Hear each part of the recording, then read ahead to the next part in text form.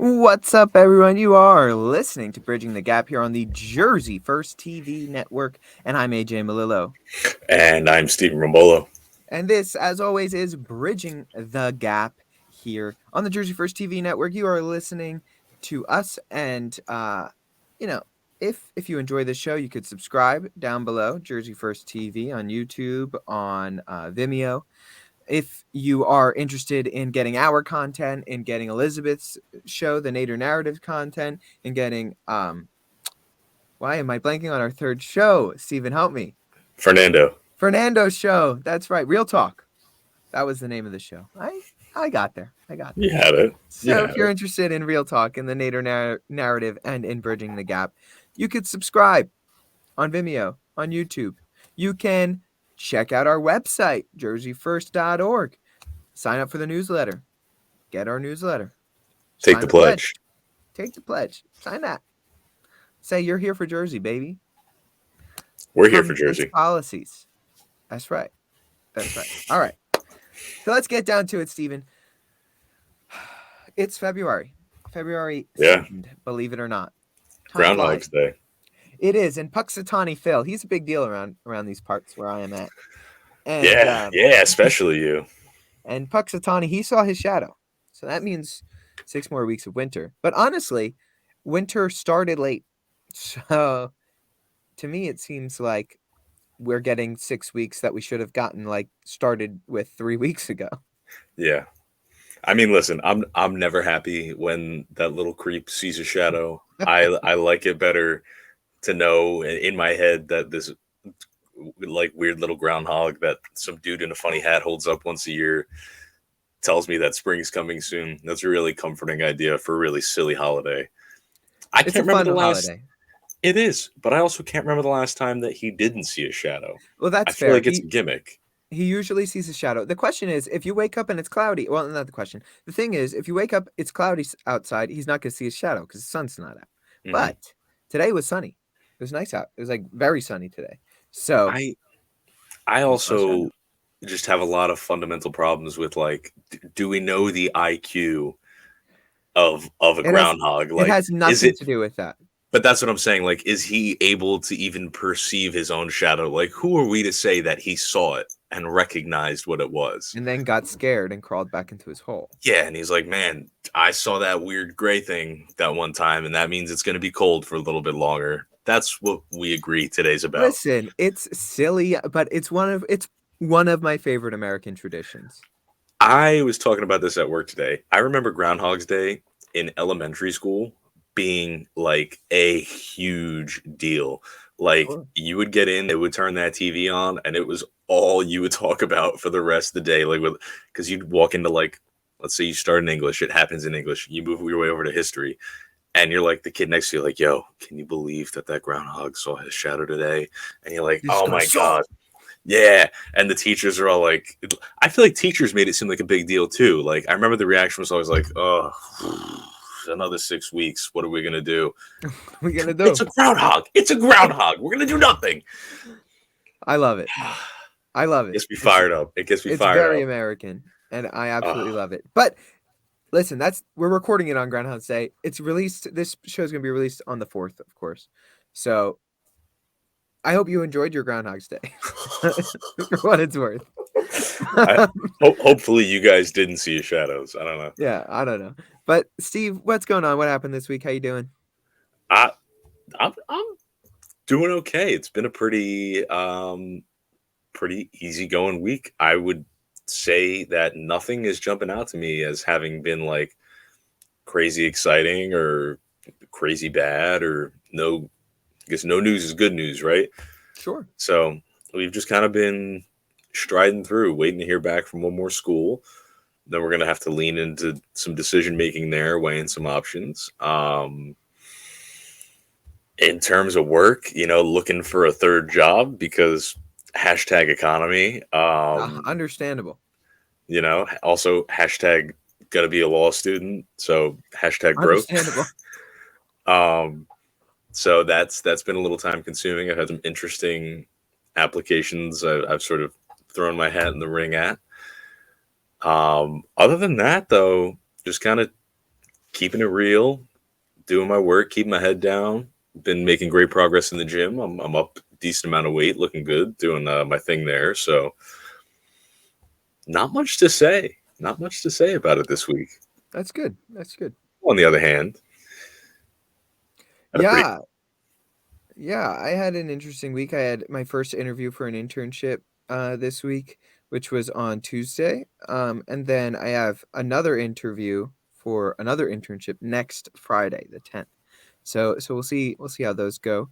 But a little short anecdote from today. I tried something different today. So Tuesdays and Thursdays I have an 8:30 a.m. class. Now, I live like 35 to 45 minutes away, usually depending on traffic, from the school. So I usually make my coffee in the morning. And today, we're out of coffee, like regular coffee in the house. So I decided to try some new and go with espresso this morning.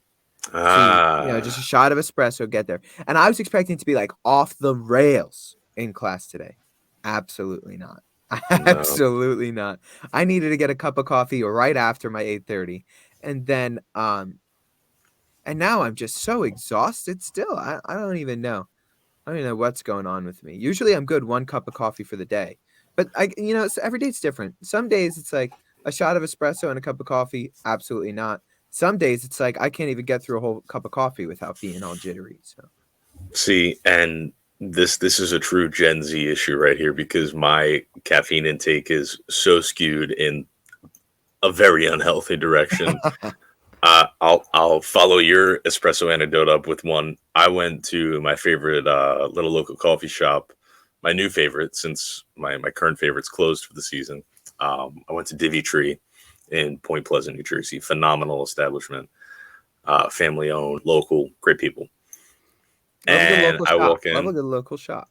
It's my whole thing. I love eating local. I know. So I went in and I love their Americano. And if you don't know, Americano is just espresso and hot water. That's it. Easy. So I get a nice Americano and I add a little bit of vanilla flavor, make it tasty. Not that espresso isn't tasty, but and I was like, I need an extra shot. And the lady was like, okay, it comes with 4. I was like, I need an extra shot. so I had a large iced 5 shots of espresso. Nice. And that was enough to kind of like keep me motivated for a good 2 hours and get some solid work. Right, a good 2 hours. Yeah. And then after that I was like crashing, need an energy drink. Yeah, it's bad. And I try my best to not like go for an energy drink like in the middle of the day or something like that. Yeah. I usually don't, but today was rough. Luckily I made it through. That's all you can ask to do. That's right. That's right. So Stephen, February, it's the end of the month. We had a book reading month challenge, book club. See, it's a book club, but we're reading different books, so it's like a little bit not a book club. I'm looking at it more of like a motivational read a book a month challenge. It's like a book accountability partnership. Right. A BAP, if you will. Yeah, a BAP. A BAP, right. So, who do you want to start? That you start with your January book, or would you like me to start with my January book? I'm gonna say it's up to you. I'll throw this in the ring though. Mine, I think there's some things that you and I could get some good discussion out of. All right, so how about I go first then, and then we can use yours, and then hopefully use that to sort of lead in. Segue. Yeah. All right. So my book was All the King's Men by Robert Penn Warren. He won a Pulitzer Prize for the book, and it was about a Deep South senator or governor, but it was based off of the Senator Huey Long, who was killed in Louisiana, and I think he was a governor too. He was assassinated in the 30s. He was a populist Southern Democrat, and so the character is based off of that, and it's a really, really interesting text because it kind of plays on a couple of different main themes, and one of the main themes is the idea of absolute power corrupting absolutely, and that's like the big theme in it, because it starts off he's this guy who is a lawyer from a small town and they never really say the state, but it's probably Louisiana. I thought it was Georgia in the beginning, but it's not Georgia for sure. But so I think it's Louisiana. And, you know, he's just a small town lawyer, and he gains notoriety because he is against the building of a school. Like, he wants to build the school, but he doesn't like the process that they're going about building the school. And the school winds up like falling down from faulty construction, and like a bunch of kids get hurt because some kids die in it. Whoa. And everyone was like, oh, we should have listened to this guy. Like, he knew what he was talking about. And then so he gets involved in politics in that way because he gains the notoriety from his activism there. And then the two biggest political players, because it was the Deep South, and takes place in the Deep South in the 30s. So like if you win the Democratic primary, you're gonna win governor type of thing. So the two big power players in the Democratic Party use him as the one uses him as a chip to siphon votes from the other one. And he's really, really bad on the campaign trail. Like, he's really bad at giving speeches. He's not charismatic. He's telling people what they know and what they need to hear, but he's not charismatic and charming. He's not bringing anybody in. It's very boring because he's using numbers and facts and logic, and people don't like that, is the idea on the campaign trail. So he gets told that, like, dog, you're just here to siphon votes from the other guy. And it really, really upsets him. And then he goes off the rails and he's like, screw this. I'm done. And he gives this really awesome speech, drops out of the race, winds up running in the next cycle and winning, because now he's like found this populist core that was within him, and he wins, and he's this really great governor, and he does a lot of great things for the state, like building hospitals for people and doing things for the lower class that really are beneficial to the state. But he makes a lot of enemies, and while he's in power, since he gained all this power, he becomes sort of a shell of what he used to be. He starts cheating on his wife, and he starts doing all of these sort of immoral actions just to continue his reign of power and gain more power as it goes. And it's really interesting. So you see his rise, you see his fall, and it's all in the setting of another guy, Jack. I want to say his name is Jack Powers, but I'm not 100% if that's the last name. I finished reading it like a couple of weeks ago, so I will double check the name. Big reading guy over there. Anyway, he I'm sorry, Jack Burden. But the theme there is the power. It's the burden of power and the burden of knowledge. Mm-hmm. So it's a play on the name. So Jack Burden is the narrator, and he is a former novelist or a former journalist turned like right-hand man of the governor and fixer for the governor. And it's a really, really, really good book. It's one of the best political novels of the United States, is, American novels history. Really interesting, very good, highly recommend. And you see these a lot of different dynamics at play. It's a love story, it's a story about power, it's a story about the burden of knowledge and knowing things about people that maybe you don't really want to know. Mm-hmm. Very good, highly recommend. So out of 5 stars, what does AJ Milillo give? I'm such an easy, like, a sucker for books, because like if I'm even remotely like in it, it's like 4 stars. Yeah. So I was really in it, so I got to give it 5 stars. Very nice. So you have to forgive me for not remembering the name, because he's the narrator. So most of the time he's saying blah blah blah blah. Yeah. Blah. And occasionally you get the Jack Burden out of it. It's also a story about fatherhood. It's so good. Yeah, I'm giving it 5 stars, but I'm a sucker. Very nice. Very nice. A raving review. Yeah. No, yeah. That sounds wonderful. It seems like, it touches on important history. And like you said, these concepts of power, corruption. It sounds like there's a lot of moral and ethical dilemmas that this gentleman probably comes across. And yeah, very interesting. For sure. Very interesting. I How about you, think Steve? unintentionally, you and I kind of touched on the same things this month. So I read The Price of Justice by Ronald Goldfarb. A wonderful little sticky note here is going to guide me through this. So the subtitle of this is Money, Morals, and Ethical Reform in the Law. Now, this book unlocked something in me that's been brewing and stewing for a very long time. And I'll say this off the jump. I would recommend it to anybody who is considering a career in law. Furthermore, if you're interested at all in criminal law, even though the title, doesn't really suggest that it would have much criminal nuance, he spends a good portion of the book talking about these ethical issues that he's observing and people have been reporting on for so long in the legal system. So this is more of a, how should I put it? He kind of takes issue with how legal representation has been evolving and access to legal representation and how it affects these really lofty concepts that lawyers, in his mind, allegedly commit themselves to, like preserving justice, life, liberty, all of those things.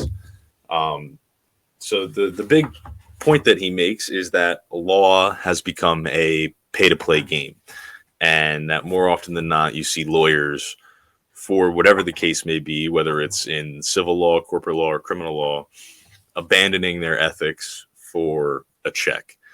And he obviously makes a lot of commentary about this. And then he supports that commentary by talking about all of the bad things that happen when the standard becomes lawyers taking cases for money, lawyers taking cases for reputation, right?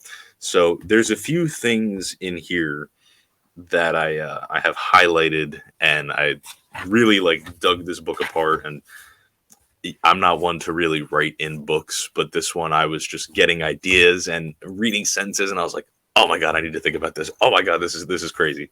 So I want to bounce some of these off you, and I think these are great little points to discuss, and just some pieces of, I'll say, his words that really stuck out to me, and I think will resonate with you and I both, considering what we want to do. And anybody who's listening, like I said, that might be interested in the legal profession. So this right here, I highlighted this because this to me seems to be, I'm going to use an old AJ Malillo favorite here, the crux of his argument throughout this whole book. He writes, quote, "The world would be a better place if lawyers were less motivated by material self-interest and more motivated by who and what is not worthy of their representation and what the moral bounds of their representation ought to be." So I read that. This comes from the foreword before he really digs into the adversarial system, criminal trials, civil trials. And I think he makes a really good point in that in this part of the book, his whole argument is essentially that when you take a case, whether it be for money or not for money, for who you're representing, you're making a statement as a lawyer as to what the ethics you are choosing to represent are. And he argues that what you choose to represent is a reflection of what you believe and hold near and dear to your heart. And so somebody who's about to jump headfirst in this profession, I think it's a really interesting perspective to have, to consider, sort of the weight that your decision behind what you want to represent and how you want to represent it. And like he said, what's worthy of your representation, those decisions hold a lot of weight. And I think it adds a layer to the practice of lawyering that's really touches on what makes it so special to me, is preserving those, I'll call them virtues of justice and life and liberty. And you sort of, as a lawyer, as you move through your life, you make silent commentary on all those things based on the cases that you take.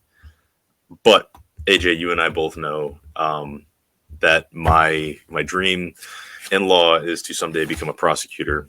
And he has a whole majority chunk of this book is about how this practice of lawyers favoring money and reputation sort of eats away at what justice really means and what justice stands for. And there is a quote here I want to just whip up real quick and talk about with you for one hot second here. If you don't mind me. What are we thinking so far, though? Yeah, it's really interesting because I was having a conversation with myself. I'll put it that way. Dilemma discussion um, about theoretically, because I was applying for internships with district attorneys and attorney general, and so I was thinking like, what if I did really enjoy this job and I wanted to be a prosecutor someday, and what would that mean? Like, what would that entail?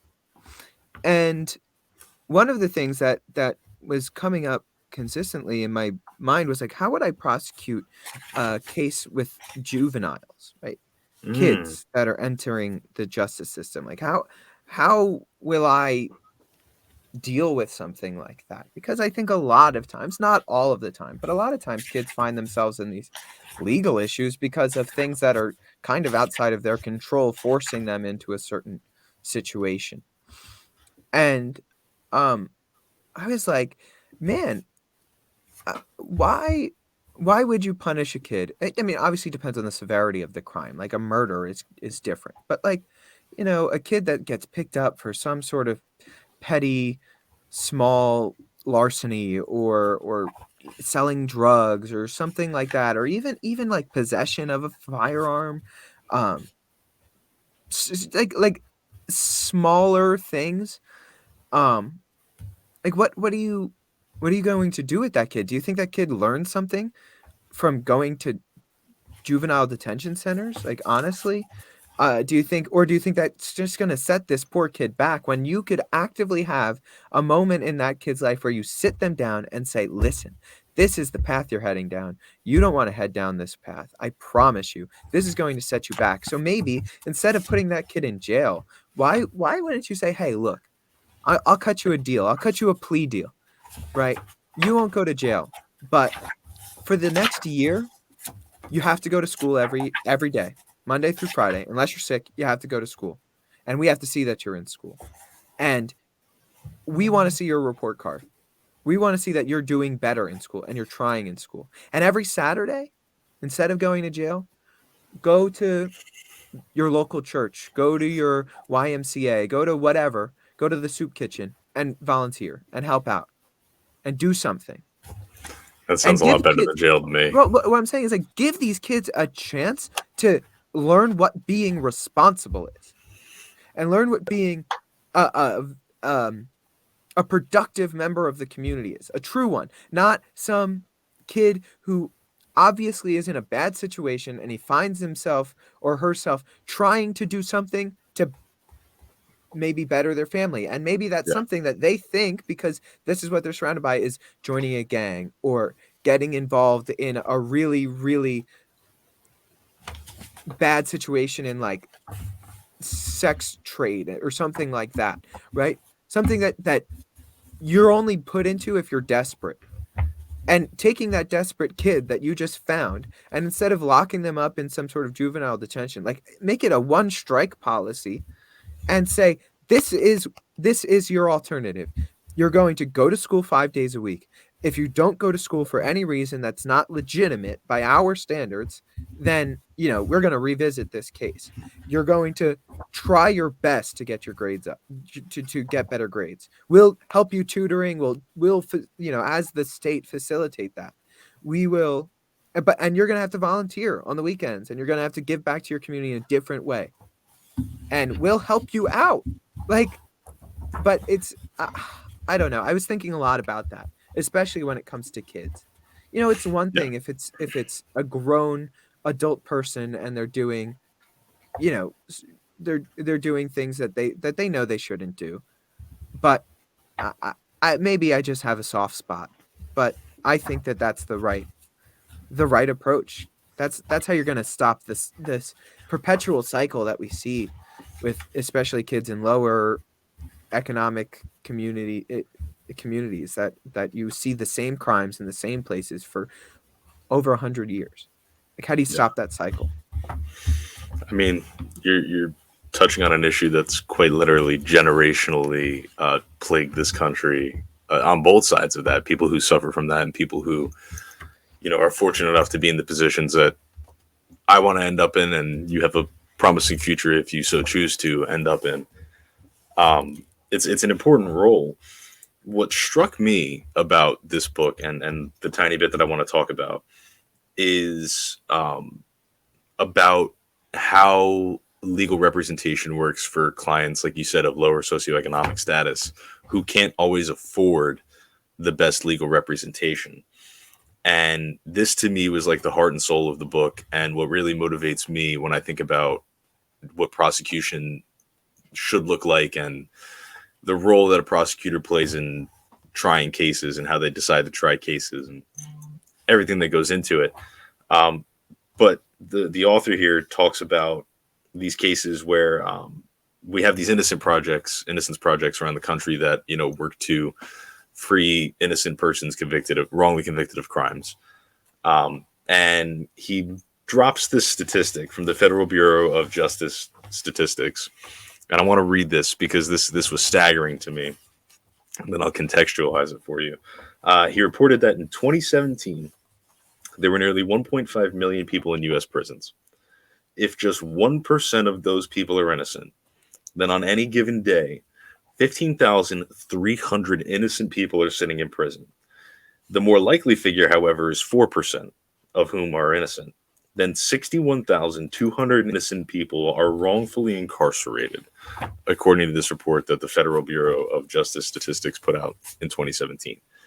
He goes on to continue to attribute a lot of those wrongful convictions to people who receive bad legal representation because more often than not, they can't afford legal representation that would sort of catch the slip ups and advocate as hard for them simply because they don't have enough money. And this entire book to me was a sad reflection on that commentary that unfortunately it appears that justice has become a sort of pay to play game, and you end up perpetuating these cycles where unfortunately it is more often than not these underprivileged people who are in these lower socioeconomic classes that get locked up for petty crime and enter these predatory plea deals because they get a public defender who is underpaid and overworked and is not going to be a vigorous advocate for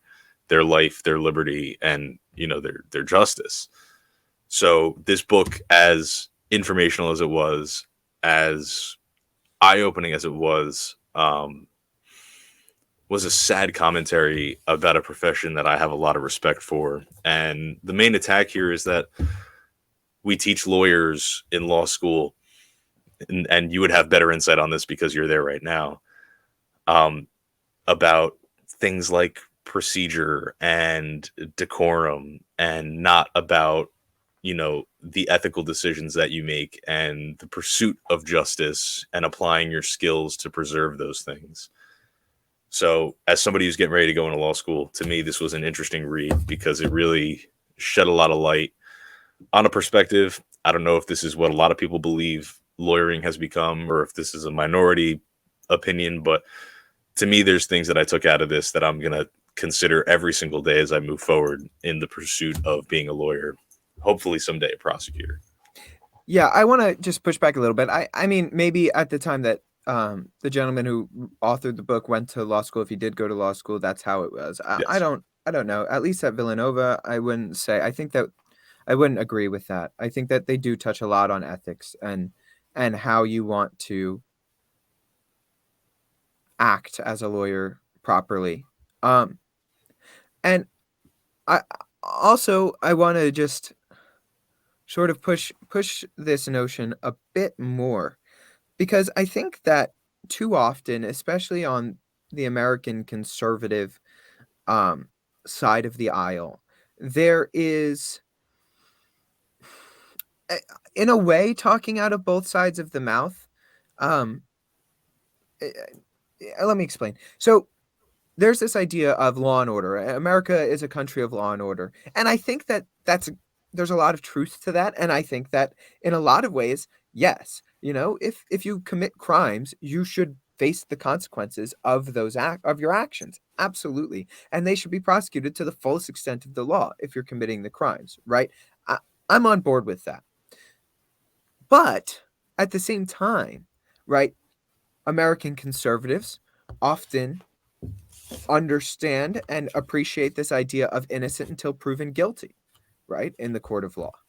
And where does that idea come from, right? It dates all the way back to English common law, and I won't go through like the whole history of it or anything like that, but it's this idea that you have to have damning evidence of guilt in order for somebody to go to jail. And there's this old quote, and I am very upset because I've had a long day and names are not coming easy right now. So I can't remember exactly who to attribute the quote to, but when I say it, you'll know it, Stephen, and the listeners will know it. But the quote is, I would rather see 100 guilty men walk free than one innocent man go to jail, right? Yes. Or be punished. Yes.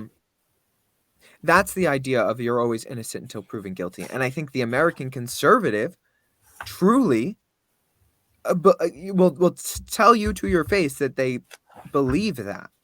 But at the same time, there's this, is it that big of a deal that maybe these people were put away through kind of faulty prosecution, like Law and Order? We're a country of law and order, and we respect our prosecutors and we respect the law. And yes, I'm with you. Respect your prosecutors, respect the law. But if we are putting innocent people away, that's a problem too. And Yes. that doesn't help law and order. That goes against everything we believe as a country Yes. in law and order. And if we are going to claim ourselves conservatives and American conservatives at that, then guess what? We should be on the front lines fighting against bad prosecution, bad prosecutorial practice, and not just in cases that maybe, we sympathize with the person who was wrongly incarcerated, Yes. with everybody that Yes. could possibly be wrongly incarcerated. And we should be forcing our prosecutors to be held to a certain standard. And same with our police officers. Listen, Stephen, you know me. I'm probably like one of the biggest supporters of the police officers, law enforcement in general, around in the game. But in supporting those people and those institutions and practices, it's supporting them to do their jobs correctly, because that's how important their jobs are. Yes. You can't sacrifice doing things incorrectly. Yep. And I'll briefly just contribute to this because he has a whole section in the book about Brady violations, which I don't know if I'm sure you have learned about them, but that's when prosecutors withhold evidence that would essentially exonerate somebody. And he has a statistic from the Center for Prosecutor Integrity in here that says that less than 2% of the time prosecutors are never are actually punished when they engage in these Brady violations. And to your point, and what motivates me to kind of take on this profession is, it may sound silly, and I've said this for a very long time, but be the change that you want to see. And rather than fighting against the system, become a part of the system and affect change within, right? Prosecution is such an integral part of how we engage the government and the guaranteed and most fundamental rights of people. And if we are not holding our prosecutors to a higher standard, and at the same time people are having a very hard time affording adequate legal representation, it sets up this perfect storm to do exactly what you said. And people aren't always getting the fairest shake, because you can get a public defender. 97% of criminal cases are handled with some sort of plea bargain. Yeah. So you could end up with a criminal defender, a defense attorney who says, you know what, I have 10 cases that I got to handle. I talked to the prosecutor. He's cutting you down from 10 years to 6 years. Take the deal. And that's it. And as much as that's a function of the system, and it's efficient, and it streamlines the process, this and it's whatever. Both ends too. It's on both ends. Yeah. It does not give everybody the fairest shake possible. You need to have accountable prosecution and vigorous advocates for people to protect their clients' rights. And this book does such a good job, in my opinion, of highlighting the successes and failures of both of those things and saying, look, there has to be some sort of reform. There has to be a better way to do this, because even if that number is true, on its worst day, 1% of people in American prisons are, wrongly incarcerated for whatever the reason may be. It might be procedural. It might be the fact that they are actually innocent. You're talking about 15,000 people sitting in jail who don't belong there. That is a problem. And I think that is an issue that should motivate anybody who cares and has the wherewithal to attempt to solve it, to get up and get working on it. Yeah, I completely agree. And in thinking about it, like, I don't agree with the ideas that have been come out with progressive DAs. I don't think that they accomplish the goals that they think that they're accomplishing. But I will also say, like, I just want to push back on one thing you said. You said the least we can do is, or no, we should hold prosecutors to a higher standard. And the only way I push back on that is, like, it's not even a higher standard. We should hold them to the standard. The standard. Right? You're right. The legal standard. You're the right. ethical standard. The thing that when they become a lawyer, they sign an oath to. Yeah. That's the standard we should hold them to. So, like, it's not even a higher standard. It's the standard. The standard. And so, look, so I'll say this. Sorry, Steve, go. I'll say, goes without saying, for me, very thought-provoking read. Kept me entertained the entire time. Touched on a lot of important things. Statistics that'll blow your mind. Absolutely 5 out of 5 stars. Love that. So look, we're running out of time to do any topics, but I think that our books gave us enough of a topic to talk about. Absolutely. The show. So let's talk about what our February books are going to be. Yes. So I am actually reading a physical book this time. I read the other one half on my Kindle and half via audiobook. Nice. So I decided this month, it's the shortest month of the year, so I'm going to read a shorter book. Fair enough, right? Yeah. And it's a classic. I mean, it's like an old high school read that I want to reread, and that is Brave New World by Aldous Huxley. A lot of people are worried about us turning into 1984, but I think that there is a lot more higher likelihood that our world becomes like Brave New World. So stay tuned for next month for me to break down. It's also a really old copy of it, so it makes me feel kind of like it smells like an old book. It is an old book.